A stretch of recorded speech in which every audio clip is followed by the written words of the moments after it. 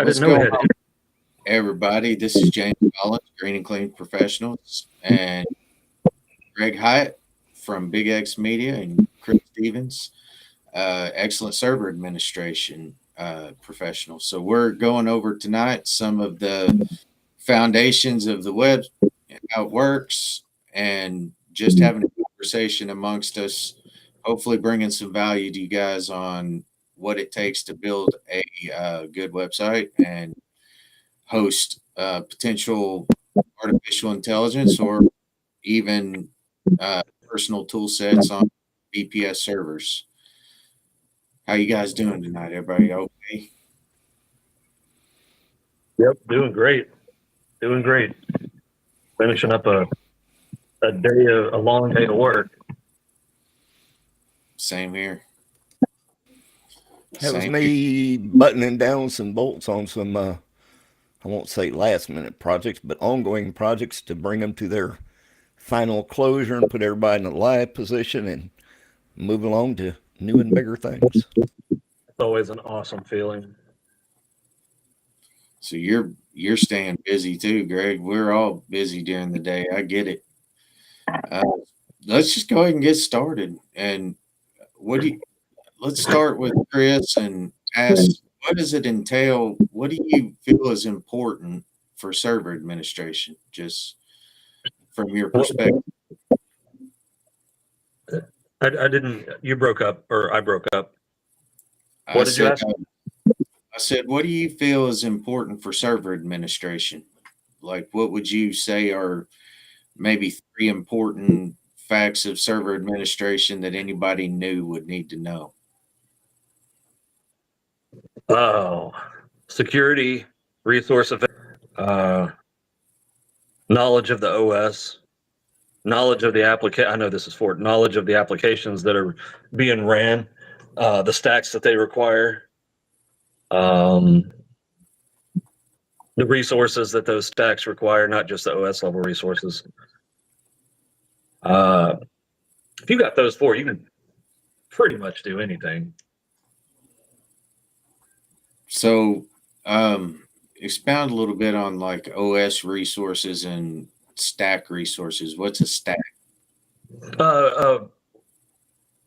So the OS level resources are going to be like your OS level processes are running, or whatever they call them on Windows. I can't. Drivers maybe. Background processes that are running, and how much CPU and memory they take up. What is a stack? A software stack is like what I manage is a hybrid environment. I manage part of the OS, part of a database. Yeah, we'll call it a database, and part of a piece of software that runs on top of both of those. And the OS uses its own resources. The database uses its own resources, and then the software uses its own resources.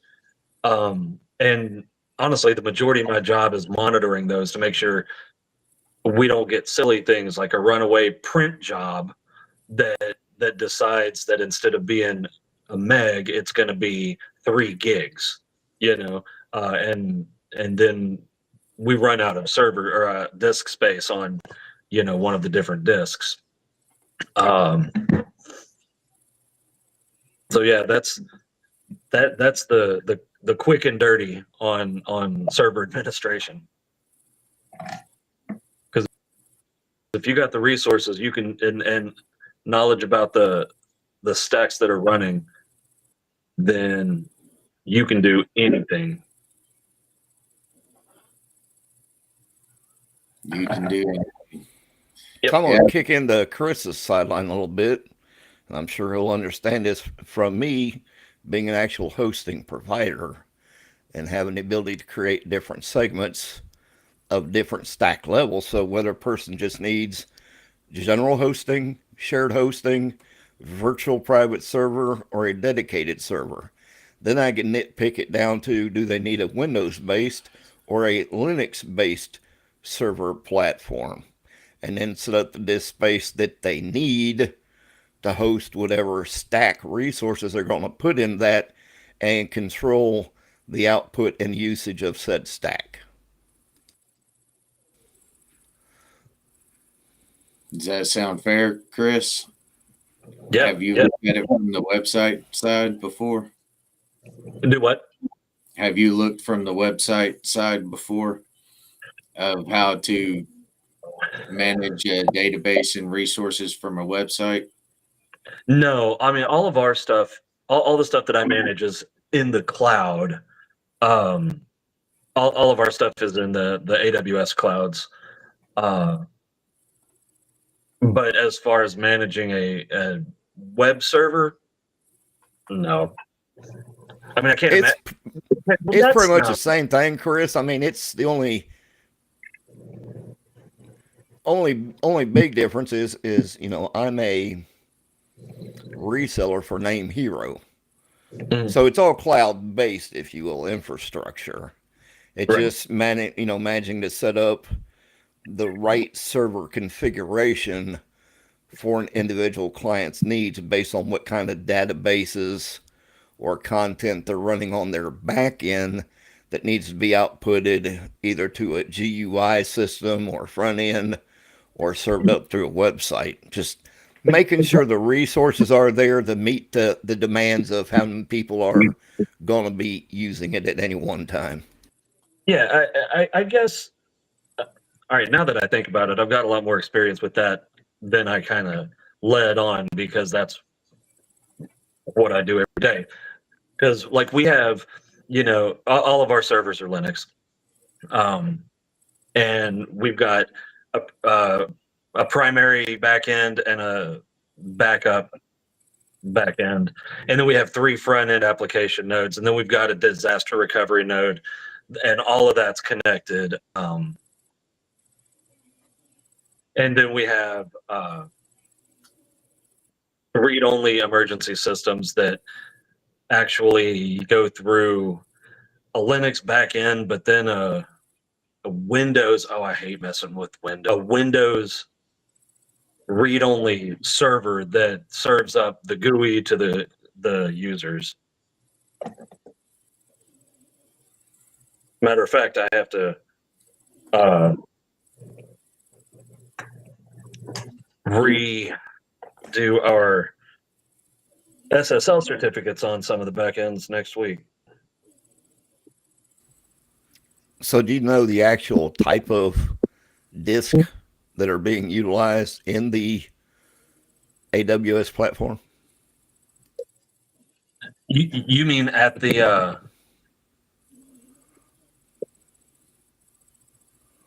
So, more or less at the disk usage level.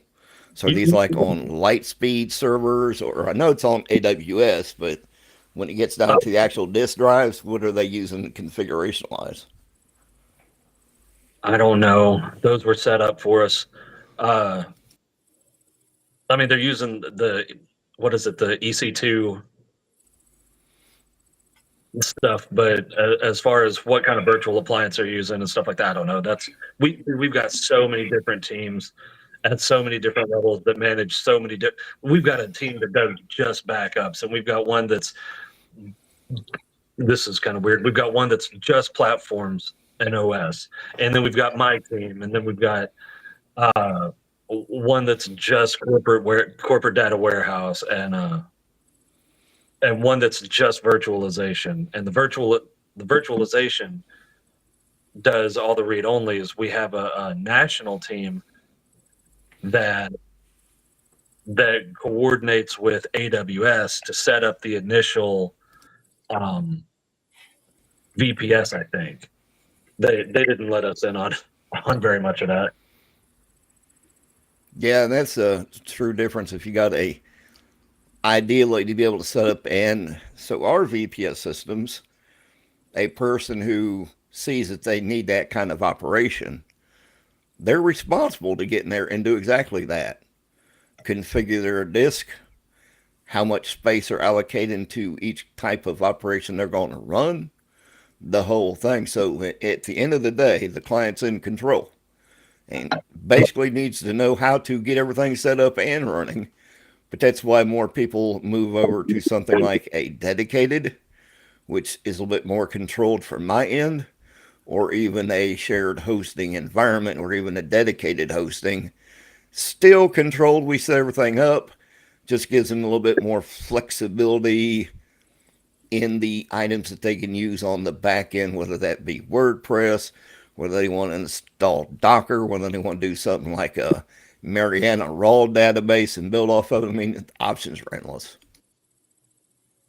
Yeah, I set up a WordPress site one time, and in addition, expensive, uh, just because of the software suite that I was using. Um, there's so many. I wasn't a super big fan just because there's so many different plugins that you can use, and if you get the wrong combination, it won't talk right to each other, and it was something. And that's the importance of having a web developer who understands that. Because as you figured out, if you do a website design and hand it off to a client, say, here you go, and they start seeing all these different plugins, it's a bad case, a case of, look, squirrel. And the next thing you know, you go from most of my configurations at most have 5 plugins on any given website. Oh my The God. vast majority of client websites I've taken over have anywhere between 50 and 100. Yeah, So I when had you, I had a lot more than 5. That's for damn sure. which is why I'm very picky about the tools that I personally use to develop a website from WordPress installation, which is all I do. I got more flexibility, but I only use a core set of tools, and those same tools I use on every website design. And I restrict. I was talking to James about this last night and a couple other times. I don't hand off full admin access to any user. I may give them the ability to make minor updates to text or images, but they are having no access in design controls because it never fails. Somebody gets in there, jacks around, breaks something, tears it up, have no clue what they're doing, start installing plugins that they can't verify the credibility of the developer themselves. And as you are very well aware of, next thing you know is you have one massive headache trying to debug everything, figure out what's colliding and not working, and then having to reduce or delete that plugin to make everything come back to life. Yeah, and it didn't help that I was kind of learning as I went. Well, there's a learning curve involved in WordPress, that's for sure. And Yeah, and the reason that I picked WordPress uh, was because I was like, oh, yeah, that's going to be awesome. I'll be able to figure it out real quick. And apparently, that wasn't the case. I mean, don't get me wrong, the website worked, it was functional, but it was slow. Oh my God, it was so slow. Were, details. So it was a site that used a plugin. I can't remember. I think it's called Easy Digital Downloads. Where EDD. you marketplace, right? Um, and so they could go into this marketplace, create an account, and they would sell digital art. Well, those files are big, and we got a lot of them, and the whole thing just ran slow as all get out.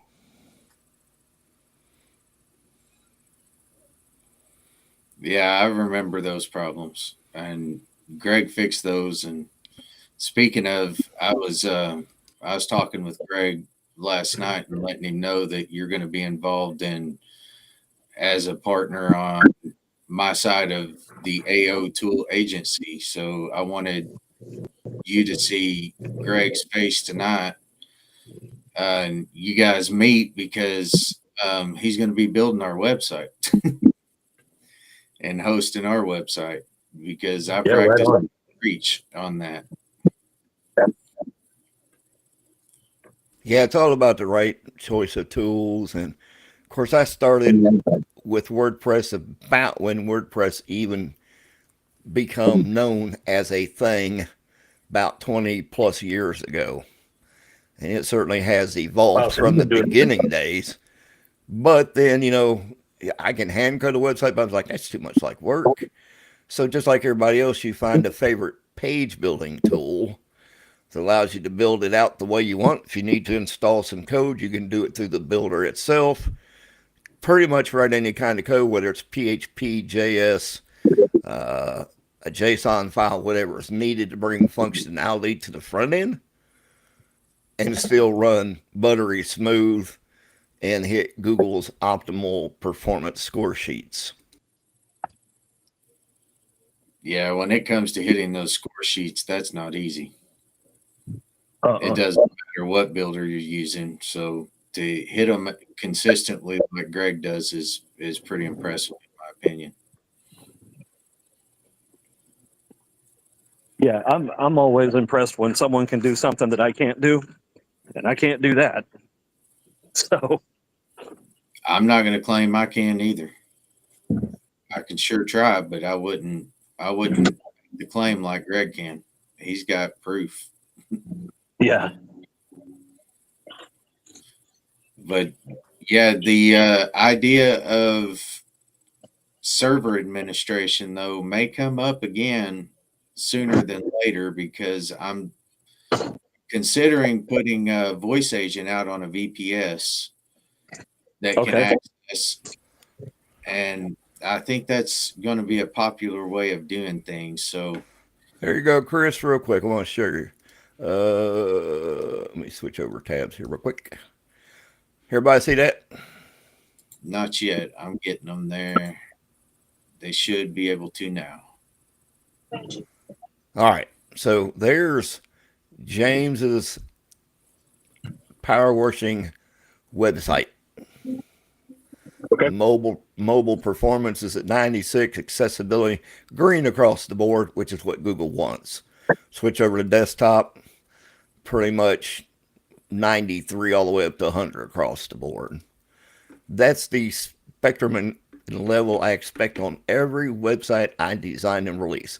If it doesn't hit that metric, something's wrong. It's going to get rebuilt and built again until it does. That's impressive. Yeah, Greg, that's I don't think the value of what you do is quite understood. But hopefully through these podcasts like this, we're going to get that out that a good website administrator takes good and makes it legendary. And you need a good server administrator when it comes to cybersecurity for sure. When you start putting artificial intelligence on VPSs and sending API calls across the internet.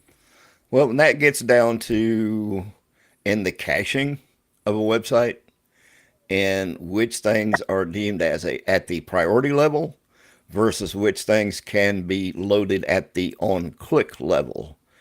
Because again, when people start putting a lot of resources up front without defining the actual URIs to be loaded slower at a lower level as opposed to up front, that's when you start getting these really slow load times because it's parsing so much of the JavaScript, the back end script to make that load in function on the front end. That's where a lot of speed or degradation in the overall speed of a site comes into play. Now What tell is me, go ahead, Chris. Oh, I was just asking what a URI is. URI basically is almost a URL, but a little bit more refined to the actual naming structure of whatever element you're trying to control the caching level of.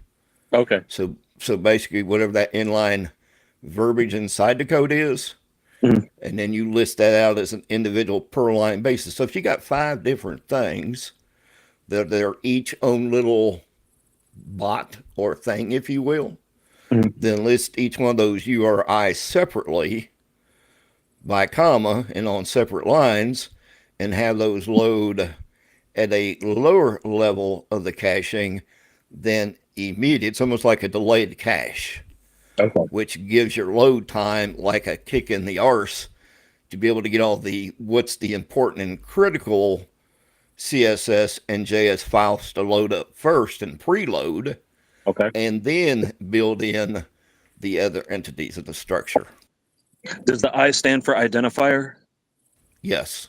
Okay.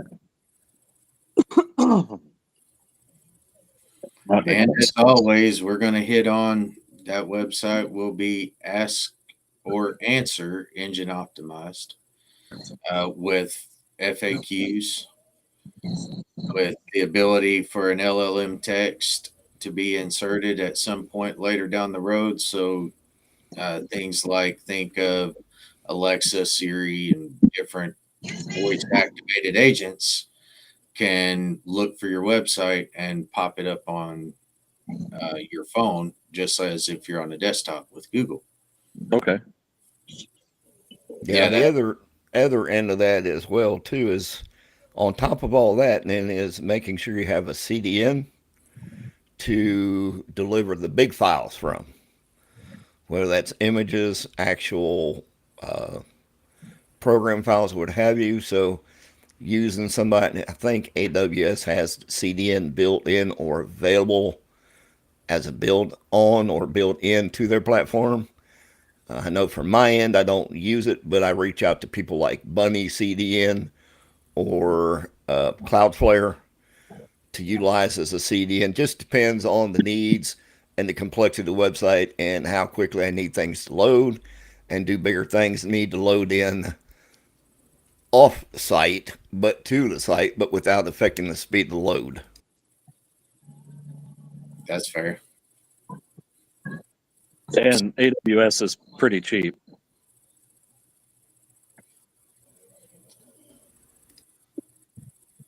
Years ago, I had looked into it, but it was like, too much for me to make my brain kind of sink around. And I'd even started diving a little bit. Same thing on the Google side, because Google pretty much offers the same thing. You fire up a cloud based server, configure it to your specific needs, everything from disk space allocation to storage space, the whole gamut. And then you just kind of build it up from the ground up and then launch whatever application or platform you're going to use. That sums it up. Yep. That definitely is a good point, though, with the CDN pointing to Cloudflare or something similar. Not And only if does all the basics are done at the web level, so if you got your images compressed in the next gen image format that Google wants to see, minimum, like I said, minimum of 2 fonts, no page shift, yada yada yada.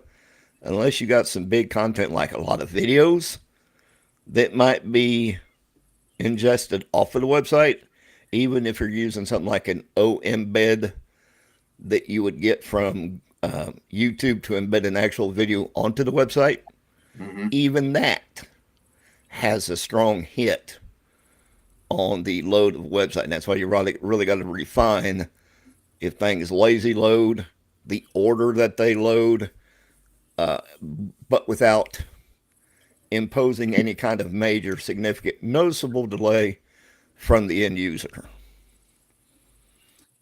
reminds me of switch configuration on the network side. You always have to make sure Pretty that much. priorities are set and you're really paying attention to those speed factors. Sounds the same, just like it. Because you take a person, how many YouTube videos you already done, James? About 75. So if you take all 75 of those YouTube videos, grab the embeddable link to place on the website, you probably are going to take about 25% hit in your overall page load times if they're not configured correctly. And it's even the same thing using like Google's G Tag Manager for SEO stuff. Mm-hmm.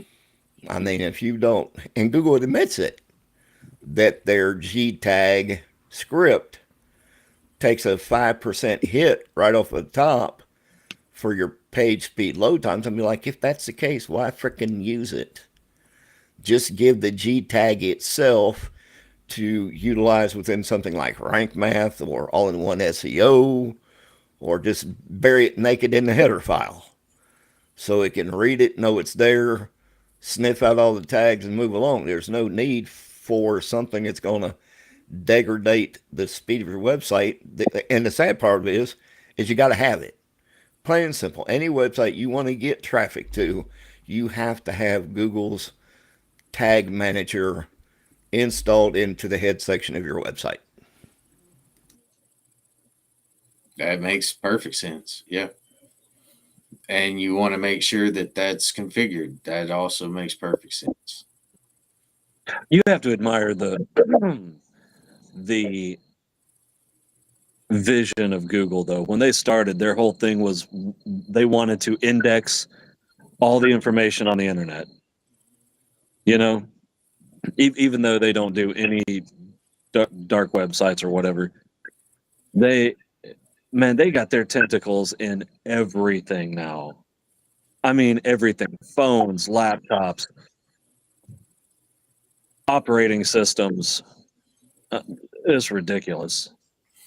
I kind of feel like they pulled back a little bit on the operating system side, other than Android, from a mobile device platform. But I know what you're talking about, Chris. Early on, when they were wanting to compete with Microsoft, it's like, man, this could be something really cool, but never come out to full fruition.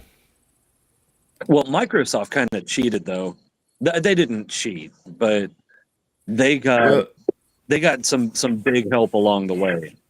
isn't that what ultimately caused their huge lawsuit back in the day for trying to become a monopoly, and everybody was trying to split them up, break them up, because they were kind of stepping on everybody's toes to be able to get a foothold in the playing field. Yeah, the whole monopoly thing was that wouldn't have worked anyway, because there was still, Apple still had their iOS, or it was called something different then, but there was Microsoft, there was Apple, even though Apple crashed constantly back then, and there was still Linux. If they wanted to get technical, there was still VMS, and I think Oracle might have had theirs out by then. The idea of an antitrust lawsuit for Microsoft, that was just a mess with them, I think.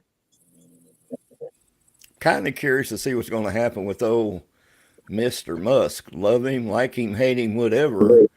The fact that he's released his phone, I'm like, where's this going to land at? What's this going to look like? And how much might it impact the bigger players in the industry? I would imagine Musk is doing a lot like what I'm doing with my tools. They're already linked in with WhatsApp, so you just talk to your agents. I would guess that he's going to have that ability on his phone to link up with Grok if it was it. Based on what I'm seeing, the most useful use cases around these agents are, and my experience, I've seen multiple use cases so far where using your voice seems to be the best way to use it. And see, having a phone that was linked with WhatsApp back to Grok or something like that, you no longer have to build agents. They just are local. If you have a phone and you hook up your social media sites and things like that, I could see that being the future of phones before they go away. Yeah. I don't see phones going anywhere.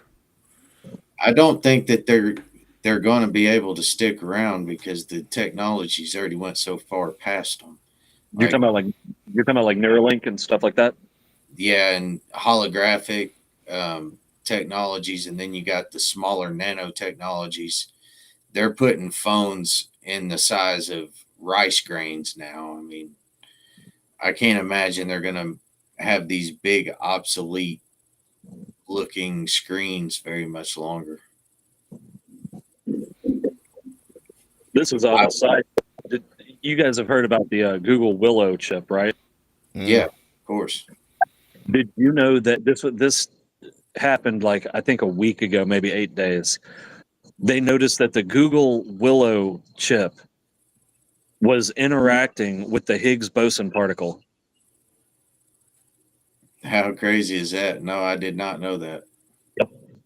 So we got Google's computer interacting with the God particle. That's probably not a great idea.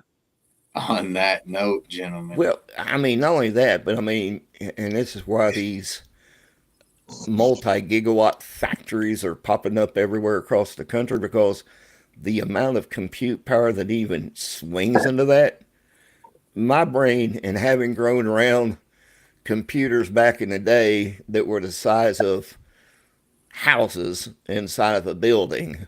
I can remember going to Wright Patterson Air Force Base with my brother when I was in junior high and high school. You know, and again, computers were the size of an office building. Now, I mean, if you get the newest Mac Mini, it's about no bigger than the size of my palm, with some amazing compute power that would blow your mind. Mm-hmm. Yeah, well, I'm holding more computing power than it took to send people to the moon. You know, so. Speaking of that, congratulations on the boys that brought our astronauts and splashed back down this afternoon. Mm-hmm. Yeah, that's good news.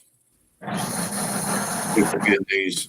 I always like to respect you guys' time. It's been over 30 minutes, so let's cut the live stream there, and we'll continue this. We'll get better. We'll get more honed in on what people want to hear as we get some more comments. And is there anything either one of you would like to add about servers or websites? Yeah. Not somebody asking a question. Remember cybersecurity. On that note, good night, everybody. All right, good night.